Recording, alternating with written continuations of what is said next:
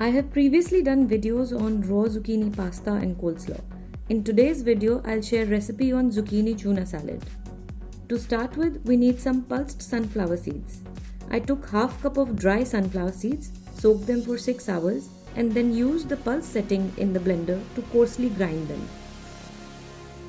Once done, keep this aside.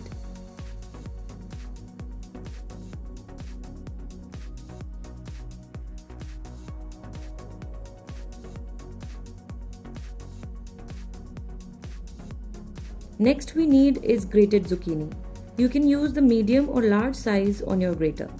We don't need this to be very small. Now for the salad, we will take a bowl and mix these together.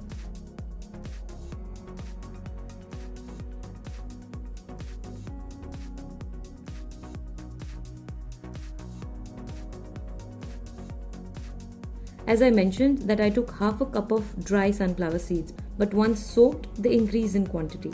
So now match that same quantity with grated zucchini. After that, I added half a cup of spring onions,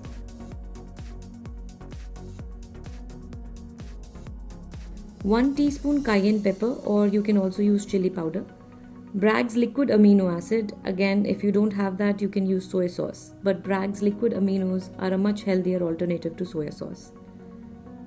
This you can add to taste.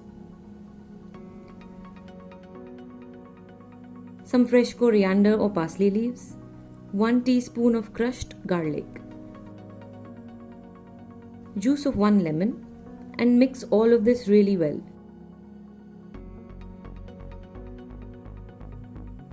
And let it marinate. If leaving outside, then you can marinate for about an hour, and if you're leaving it in the fridge, then marinate for about 3 to 4 hours, and then it's ready to serve.